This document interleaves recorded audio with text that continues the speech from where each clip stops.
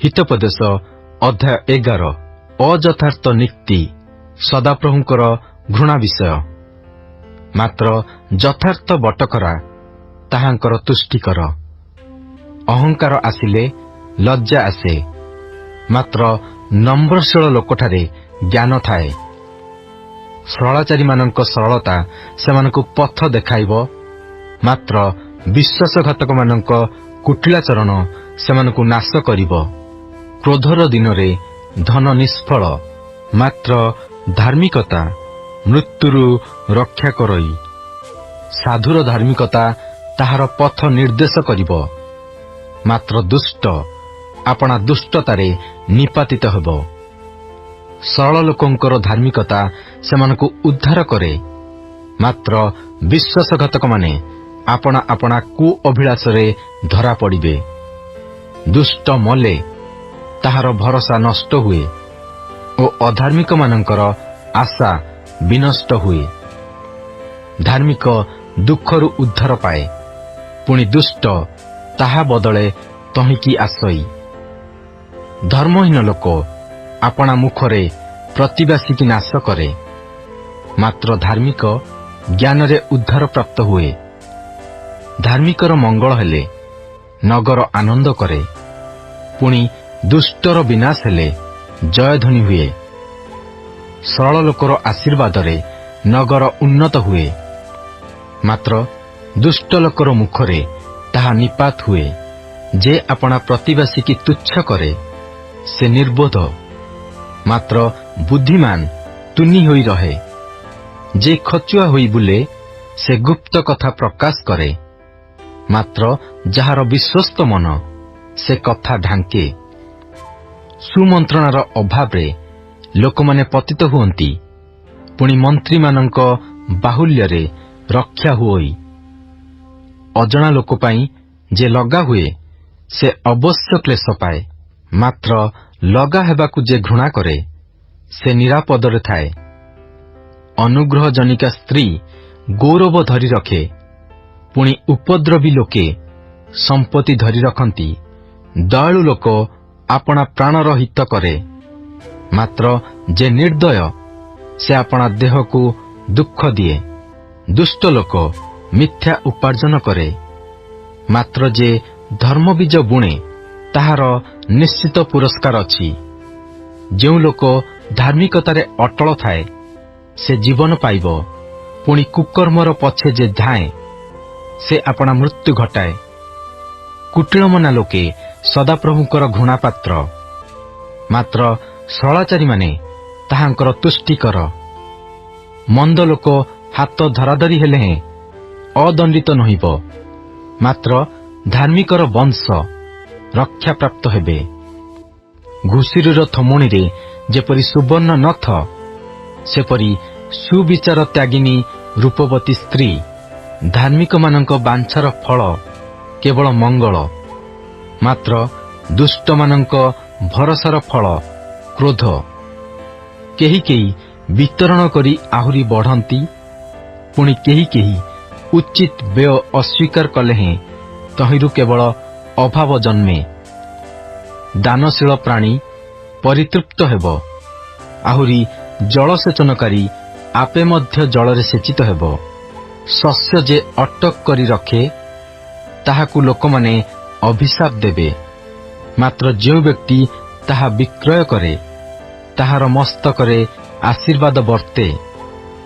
जो व्यक्ति यत्नरे हित चेष्टा करे से अनुग्रह पाए, पुणी जे परर मंद करिबाकु खोजे ताहा प्रति ताहा ही घटिब।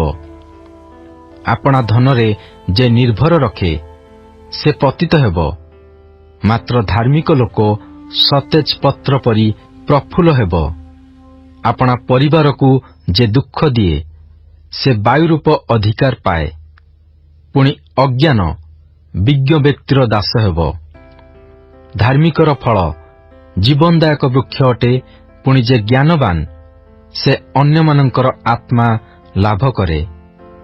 देख, पृथ्वी धार्मिक गण ही प्रतिफल पाती, तेबे दुष्ट ओ पापी गण कौन तत्वधिक पाइबे नहीं? हितोपदेश अध्याय 12। ଯେଉଁ ଲୋକ ଶାସନ ଭଲ ପାଏ ସେ ଜ୍ଞାନ ଭଲ ପାଏ, ମାତ୍ର ଯେ ଅନୁଯୋଗ ଘୃଣା କରେ ସେ ପଶୁତୁଲ୍ୟ। ସତଲୋକ ସଦାପ୍ରଭୁଙ୍କଠାରୁ ଅନୁଗ୍ରହ ପାଇବ, ମାତ୍ର କୁକଳ୍ପନାକାରୀକୁ ସେ ଦୋଷୀ କରିବେ। ଦୁଷ୍ଟତା ଦ୍ୱାରା କୌଣସି ମନୁଷ୍ୟ ସୁସ୍ଥିର ହେବ ନାହିଁ, କିନ୍ତୁ ଧାର୍ମିକର ମୂଳ କେବେ ଘୁଞ୍ଚାଯିବ ନାହିଁ।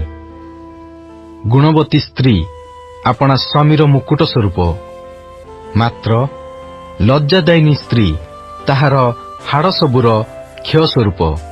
ଧାର୍ମିକମାନଙ୍କର ସଂକଳ୍ପ ଯଥାର୍ଥ, ମାତ୍ର ଦୁଷ୍ଟମାନଙ୍କର ପରାମର୍ଶ ପ୍ରବଞ୍ଚନାଯୁକ୍ତ। ଦୁଷ୍ଟମାନେ ରକ୍ତପାତ କରିବା ପାଇଁ ଛକି ବସିବାର କଥା କହନ୍ତି, ମାତ୍ର ସରଳ ଲୋକମାନଙ୍କର ମୁଖ ସେମାନଙ୍କୁ ରକ୍ଷା କରେ। ଦୁଷ୍ଟମାନେ ଉତ୍ପାଟିତ ହୋଇ ଆଉ ନ ଥାନ୍ତି, ମାତ୍ର ଧାର୍ମିକମାନଙ୍କର ଗୃହ ସ୍ଥାୟୀ ହେବ। ମନୁଷ୍ୟ ଆପଣା ସୁବୁଦ୍ଧି ଅନୁସାରେ ପ୍ରଶଂସା ପାଇବ, ମାତ୍ର ଯାହାର କୁଟିଳ ଅନ୍ତଃକରଣ ସେ ତୁଚ୍ଛୀକୃତ ହେବ। ଯେଉଁ ଲୋକ ତୁଚ୍ଛୀକୃତ ଆଉ ଯାହାର ଦାସ ଅଛି ସେ ଖାଦ୍ୟହୀନ ଆତ୍ମପ୍ରଶଂସୀଠାରୁ ଶ୍ରେଷ୍ଠ। ଧାର୍ମିକ ମନୁଷ୍ୟ ଆପଣା ପଶୁର ପ୍ରାଣକୁ ଆଦର କରେ, ମାତ୍ର ଦୁଷ୍ଟମାନଙ୍କର କରୁଣା ନିଷ୍ଠୁର। ଯେ ଆପଣା ଭୂମି ଚଷେ ସେ ଯଥେଷ୍ଟ ଆହାର ପାଇବ, ମାତ୍ର ଯେ ଅସାର ବିଷୟରେ ପ୍ରବୃତ୍ତ ହୁଏ ସେ ବୁଦ୍ଧିହୀନ। ଦୁଷ୍ଟ ଲୋକ କୁକର୍ମକାରୀମାନଙ୍କ ଜାଲକୁ ଲୋଭ କରେ, ମାତ୍ର ଧାର୍ମିକର ମୂଳ ଫଳଦାୟକ। ଓଷ୍ଠର ଅଧର୍ମରେ ଦୁଷ୍ଟର ଫାନ୍ଦ ଥାଏ, ମାତ୍ର ଧାର୍ମିକ ଦୁଃଖରୁ ଉଦ୍ଧାର ପାଇବ। ମନୁଷ୍ୟ ଆପଣା ମୁଖର ଫଳ ଦ୍ୱାରା ମଙ୍ଗଳରେ ପରିତୃପ୍ତ ହେବ, ପୁଣି ମନୁଷ୍ୟର ହସ୍ତକୃତ କର୍ମଫଳ ତାହାକୁ ଦିଆଯିବ। ଅଜ୍ଞାନର ପଥ ତାହାର ନିଜ ଦୃଷ୍ଟିରେ ଯଥାର୍ଥ, ମାତ୍ର ଯେ ଜ୍ଞାନବାନ ସେ ପରାମର୍ଶ ଶୁଣେ। ଅଜ୍ଞାନର ବିରକ୍ତି ହଠାତ୍ ପ୍ରକାଶ ପାଏ, ମାତ୍ର ଚତୁର ଲୋକ ଲଜ୍ଜା ଢାଙ୍କେ। ସତ୍ୟବାଦୀ ଧାର୍ମିକତା ପ୍ରକାଶ କରେ, ମାତ୍ର ମିଥ୍ୟା ସାକ୍ଷୀ ପ୍ରବଞ୍ଚନା ପ୍ରକାଶ କରେ। କାହାର କାହାର ବାଚାଳତା ଖଡ୍ଗାଘାତ ପରି, ମାତ୍ର ଜ୍ଞାନୀର ଜିହ୍ୱା ସ୍ୱାସ୍ଥ୍ୟଜନକ। ସତ୍ୟବାଦୀ ଓଷ୍ଠ ନିତ୍ୟସ୍ଥାୟୀ ହେବ, ମାତ୍ର ମିଥ୍ୟାବାଦୀ ଜିହ୍ୱା ପଲକ ମାତ୍ର। ଅନିଷ୍ଟ ଚିନ୍ତାକାରୀର ହୃଦୟରେ ପ୍ରବଞ୍ଚନା ଥାଏ, ମାତ୍ର ଶାନ୍ତି ପରାମର୍ଶଦାତାମାନଙ୍କର ଆନନ୍ଦ ହୁଏ। ଧାର୍ମିକ ପ୍ରତି କୌଣସି ବିପଦ ଘଟିବ ନାହିଁ, ମାତ୍ର ଦୁଷ୍ଟ ଲୋକ ଅନିଷ୍ଟରେ ପରିପୂର୍ଣ୍ଣ ହେବ। ମିଥ୍ୟାବାଦୀ ଓଷ୍ଠ ସଦାପ୍ରଭୁଙ୍କ ଘୃଣା ବିଷୟ, ମାତ୍ର ଯେଉଁମାନେ ସତ୍ୟ ବ୍ୟବହାର କରନ୍ତି ସେମାନେ ତାହାଙ୍କର ତୁଷ୍ଟିକର। ଚତୁର ଲୋକ ଜ୍ଞାନ ଆଚ୍ଛାଦନ କରେ, ମାତ୍ର ମୂର୍ଖମାନଙ୍କର ମନ ଅଜ୍ଞାନତା ପ୍ରକାଶ କରେ। କର୍ମଶୀଳର ହସ୍ତ କର୍ତ୍ତୃତ୍ୱ କରିବ, ମାତ୍ର ଅଳସୁଆ ଲୋକ ବେଠି କରିବ।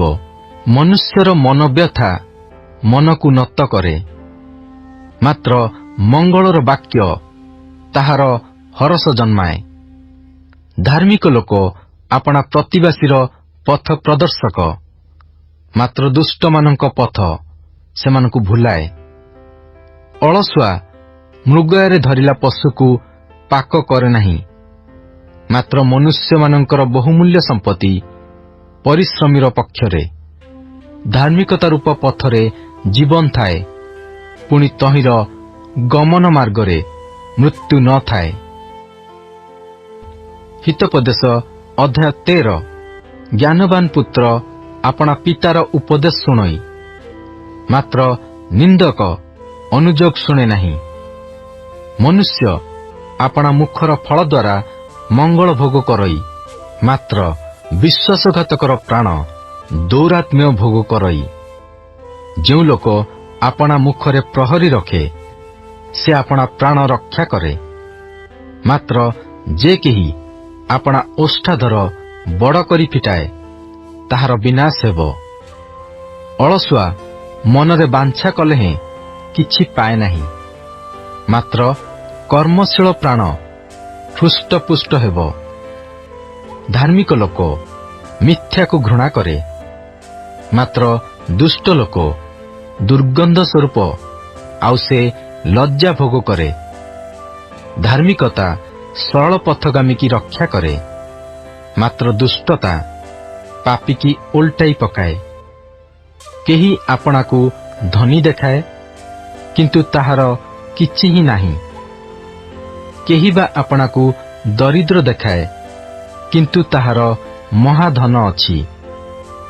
ମନୁଷ୍ୟର ଧନ ତାହାର ପ୍ରାଣର ପ୍ରାୟଶ୍ଚିତ ସ୍ୱରୂପ, ମାତ୍ର ଦରିଦ୍ର ଲୋକ ଧମକ ଶୁଣେ ନାହିଁ।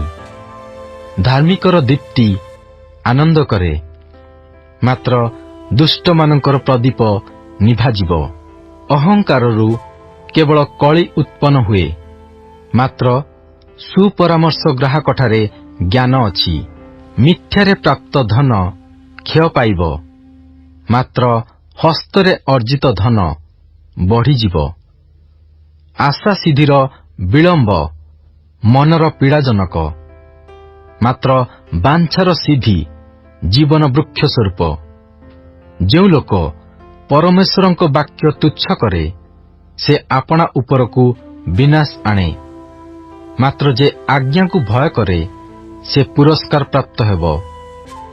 ମୃତ୍ୟୁର ଫାନ୍ଦରୁ ଫେରାଇବା ପାଇଁ ଜ୍ଞାନବାନର ବ୍ୟବସ୍ଥା ଜୀବନ ଝର ସ୍ୱରୂପ ଅଟେ। ସୁବୁଦ୍ଧିର ଫଳ ଅନୁଗ୍ରହ, ମାତ୍ର ବିଶ୍ୱାସଘାତକର ପଥ ରଗଡ଼ା। ପ୍ରତ୍ୟେକ ଚତୁର ଲୋକ ବୁଦ୍ଧିରେ କର୍ମ କରେ, ମାତ୍ର ମୂର୍ଖ ଅଜ୍ଞାନତା ବିସ୍ତାର କରେ। ଦୁଷ୍ଟ ବାର୍ତ୍ତାବାହକ ଆପଦରେ ପଡ଼େ, ମାତ୍ର ବିଶ୍ୱସ୍ତ ଦୂତ ସ୍ୱାସ୍ଥ୍ୟଜନକ। ଯେଉଁ ଜନ ଶାସନ ଅଗ୍ରାହ୍ୟ କରେ ସେ ଦରିଦ୍ରତା ଓ ଲଜ୍ଜା ପାଏ, ମାତ୍ର ଯେ ଅନୁଯୋଗ ଘେନେ ସେ ମର୍ଯ୍ୟାଦା ପାଇବ। ବାଞ୍ଛା ସିଦ୍ଧି ପ୍ରାଣକୁ ମିଷ୍ଟ ଲାଗେ, ପୁଣି ମନ୍ଦ ତ୍ୟାଗ କରିବାର ମୂର୍ଖ ଲୋକର ଘୃଣା ବିଷୟ। ଜ୍ଞାନୀ ସଙ୍ଗରେ ଗମନାଗମନ କର, ତହିଁରେ ତୁମ୍ଭେ ଜ୍ଞାନୀ ହେବ, ମାତ୍ର ମୂର୍ଖମାନଙ୍କର ସଙ୍ଗୀ କ୍ଲେଶ ପାଇବ। ପାପୀମାନଙ୍କ ପଛେ ମନ୍ଦ ଗୋଡ଼ାଏ, ମାତ୍ର ଧାର୍ମିକମାନଙ୍କୁ ମଙ୍ଗଳ ରୂପ ପୁରସ୍କାର ଦତ୍ତ ହେବ। ଉତ୍ତମ ଲୋକ ଆପଣା ପୌତ୍ରମାନଙ୍କ ପାଇଁ ଅଧିକାର ଛାଡ଼ିଯାଏ, ମାତ୍ର ପାପୀର ଧନ ଧାର୍ମିକମାନଙ୍କ ପାଇଁ ସଞ୍ଚିତ ହୁଏ। ଦରିଦ୍ରର ଚାଷ ଦ୍ୱାରା ଖାଦ୍ୟର ବାହୁଲ୍ୟ ହୁଏ, ମାତ୍ର ଅନ୍ୟାୟ ସକାଶୁ କାହାର କାହାର ବିନାଶ ହୁଏ। ଯେ ବାଡ଼ି ବ୍ୟବହାର କରିବାକୁ ତ୍ରୁଟି କରେ ସେ ଆପଣା ପୁତ୍ରକୁ ଘୃଣା କରେ, ପୁଣି ଯେ ତାହାକୁ ପ୍ରେମ କରେ ସେ ଯଥା କାଳରେ ଶାସ୍ତି ଦିଏ। ଧାର୍ମିକ ଆପଣା ପ୍ରାଣର ତୃପ୍ତି ପର୍ଯ୍ୟନ୍ତ ଖାଏ, ମାତ୍ର ପାପୀର ଉଦର ଅତୃପ୍ତ ଥାଏ। ହିତୋପଦେଶ ଅଧ୍ୟାୟ 14। ଜ୍ଞାନବତୀ ସ୍ତ୍ରୀ ଆପଣା ଗୃହ ଗୁନ୍ଥଇ, ମାତ୍ର ଅଜ୍ଞାନ ସ୍ୱହସ୍ତରେ ତାହା ଭାଙ୍ଗି ପକାଏ। ଯେ ଆପଣା ସରଳତାରେ ଆଚରଇ ସେ ସଦାପ୍ରଭୁଙ୍କୁ ଭୟ କରଇ, ମାତ୍ର ବିପଦଗାମୀ ତାହାଙ୍କୁ ତୁଚ୍ଛ କରେ। ଅଜ୍ଞାନର ମୁଖରେ ଅହଙ୍କାରର ଠେଙ୍ଗା ଥାଏ, ମାତ୍ର ଜ୍ଞାନବାନ ଲୋକଙ୍କ ଓଷ୍ଠାଧର ସେମାନଙ୍କୁ ରକ୍ଷା କରେ। ଗୋରୁ ନଥିଲେ କୁଣ୍ଡ ନିର୍ମଳ ଥାଏ, ପୁଣି ଗୋରୁର ବଳରେ ବହୁ ସମ୍ପତ୍ତି ଉତ୍ପନ୍ନ ହୁଏ। ବିଶ୍ୱସ୍ତ ସାକ୍ଷୀ ମିଥ୍ୟା କହେ ନାହିଁ, କିନ୍ତୁ ଅସତ୍ୟ ସାକ୍ଷୀ ମିଥ୍ୟା ଉଚ୍ଚାରଣ କରେ। ନିନ୍ଦକ ଜ୍ଞାନ ଖୋଜିଲେ ପାଏ ନାହିଁ, ମାତ୍ର ବୁଦ୍ଧିମାନ ପାଇଁ ବିଦ୍ୟା ସହଜ। ମୂର୍ଖ ନିକଟକୁ ଗଲେ ତୁମ୍ଭେ ତାହାର ଜ୍ଞାନଯୁକ୍ତ ଓଷ୍ଠାଧର ଦେଖିବ ନାହିଁ। ଆପଣା ପଥ ବିବେଚନା କରିବା ଚତୁର ଲୋକର ଜ୍ଞାନ, ମାତ୍ର ପ୍ରବଞ୍ଚନା ମୂର୍ଖମାନଙ୍କର ଅଜ୍ଞାନତା ମାତ୍ର। ଅଜ୍ଞାନମାନେ ଦୋଷକୁ କୌତୁକ ମଣନ୍ତି, ମାତ୍ର ସରଳ ଲୋକମାନଙ୍କ ମଧ୍ୟରେ ଅନୁଗ୍ରହ ଥାଏ। ଅନ୍ତଃକରଣ ଆପଣାର ତିକ୍ତତା ଜାଣଇ, ପୁଣି ଅପରିଚିତ ଲୋକ ତାହାର ଆନନ୍ଦରେ ଭାଗି ହୁଏ ନାହିଁ। ଦୁଷ୍ଟମାନଙ୍କ ଗୃହ ନିପାତ ହେବ, ମାତ୍ର ସରଳ ଲୋକମାନଙ୍କ ତମ୍ବୁ ଉନ୍ନତ ହେବ। ମନୁଷ୍ୟର ଦୃଷ୍ଟିରେ କୌଣସି ପଥ ସରଳ ଦେଖାଯାଏ, ମାତ୍ର ତାହାର ଶେଷରେ ମୃତ୍ୟୁର ପଥ ଥାଏ। ହାସ୍ୟ କାଳରେ ମଧ୍ୟ ମନ ଦୁଃଖ ହୁଏ, ପୁଣି ଆନନ୍ଦର ଶେଷ ଶୋକ। ଅନ୍ତଃକରଣରେ ବିପଥଗାମୀ ଆପଣା ଆଚରଣର ଫଳରେ ପରିପୂର୍ଣ୍ଣ ହେବ, ପୁଣି ଉତ୍ତମ ଲୋକ ଆପଣାରୁ ପରିତୃପ୍ତ ହେବ। ନିର୍ବୋଧ ଲୋକ ସବୁ କଥା ପ୍ରତ୍ୟୟ କରେ, ମାତ୍ର ଚତୁର ଲୋକ ଆପଣାର ସବୁ ଗତି ଭଲ କରି ବୁଝେ। ଜ୍ଞାନୀ ଲୋକ ଭୟ କରେ ଓ ମନ୍ଦକୁ ଛାଡ଼ିଦିଏ, ମାତ୍ର ମୂର୍ଖ ଲୋକ ଦାମ୍ଭିକ ଭାବ ବହି ଦୁଃସାହସୀ ହୁଏ। ଯେ ହଠାତ୍ କ୍ରୋଧୀ ସେ ଅଜ୍ଞାନର କର୍ମ କରେ, ପୁଣି କୁକଳ୍ପନାକାରୀ ନିର୍ବୋଧ ମନୁଷ୍ୟ ଘୃଣାର ପାତ୍ର। ଅସତର୍କ ଲୋକମାନେ ଅଜ୍ଞାନତା ରୂପ ଅଧିକାର ପାଆନ୍ତି, ମାତ୍ର ଚତୁର ଲୋକେ ଜ୍ଞାନରୂପ ମୁକୁଟରେ ବିଭୂଷିତ ହୁଅନ୍ତି। ମନ୍ଦ ଲୋକେ ଉତ୍ତମ ଲୋକମାନଙ୍କ ଛାମୁରେ ଓ ଦୁଷ୍ଟମାନେ ଧାର୍ମିକ ଗଣର ଦ୍ୱାରରେ ଦଣ୍ଡବତ କରନ୍ତି। ଦରିଦ୍ର ଆପଣା ପ୍ରତିବାସୀର ହିଁ ଘୃଣିତ ହୁଅଇ, ମାତ୍ର ଧନବାନର ଅନେକ ବନ୍ଧୁ ଥାଆନ୍ତି। ଯେଉଁ ଲୋକ ପ୍ରତିବାସୀକୁ ତୁଚ୍ଛ ବୋଧ କରେ ସେ ପାପ କରେ, ମାତ୍ର ଯେଉଁ ଜନ ଦରିଦ୍ରକୁ ଦୟା କରେ ସେ ଧନ୍ୟ। ଅନିଷ୍ଟ ଚିନ୍ତାକାରୀଗଣ କଣ ଭ୍ରାନ୍ତ ହୁଅନ୍ତି ନାହିଁ?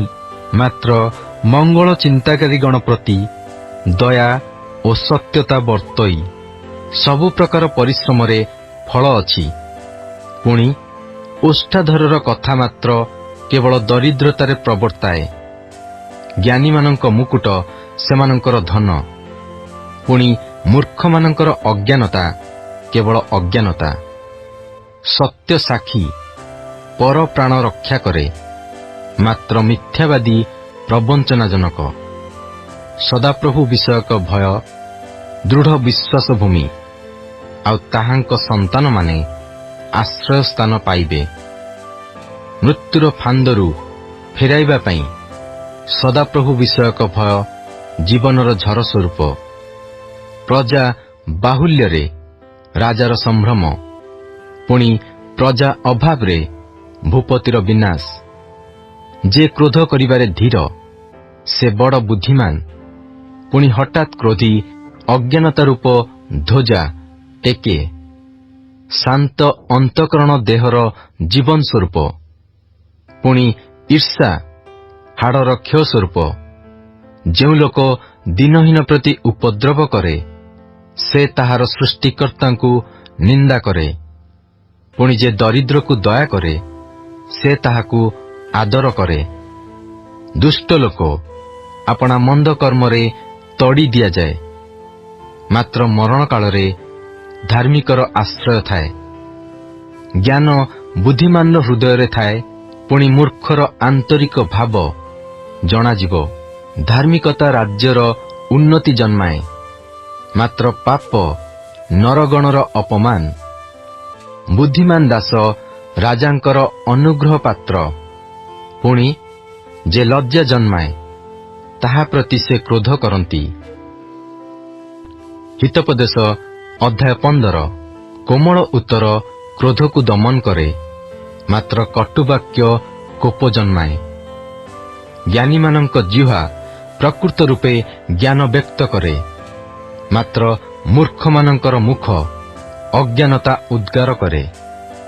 ସଦାପ୍ରଭୁଙ୍କ ଚକ୍ଷୁ ସର୍ବତ୍ର ଥାଇ ଅଧମ ଓ ଉତ୍ତମ ଲୋକଙ୍କୁ ନିରୀକ୍ଷଣ କରେ। ଶାନ୍ତ ଜିହ୍ୱା ଜୀବନ ବୃକ୍ଷ ସ୍ୱରୂପ, ପୁଣି କୁଟିଳ ଜିହ୍ୱା ଆତ୍ମା ଭଙ୍ଗ କରେ। ଅଜ୍ଞାନ ଆପଣା ପିତାର ଶାସନ ହେଳା କରେ। ପୁଣି ଅନୁଯୋଗ ଯେ ଘେନଇ ସେ ବୁଦ୍ଧିପ୍ରାପ୍ତ ହୁଏ। ଧାର୍ମିକର ଗୃହରେ ବହୁ ସମ୍ପତ୍ତି ଥାଏ, ପୁଣି ଦୁଷ୍ଟର ଆୟରେ କ୍ଲେଶ ଥାଏ। ଜ୍ଞାନବାନର ଓଷ୍ଠାଧର ବିଦ୍ୟା ବିତରଣ କରେ, ମାତ୍ର ମୂର୍ଖର ମନ ସେପରି କରେ ନାହିଁ। ଦୁଷ୍ଟମାନଙ୍କ ବଳିଦାନ ସଦାପ୍ରଭୁଙ୍କଠାରେ ଘୃଣା ବିଷୟ ଅଟେ, ମାତ୍ର ସରଳ ଲୋକଙ୍କର ପ୍ରାର୍ଥନା ତାହାଙ୍କର ତୁଷ୍ଟିକର।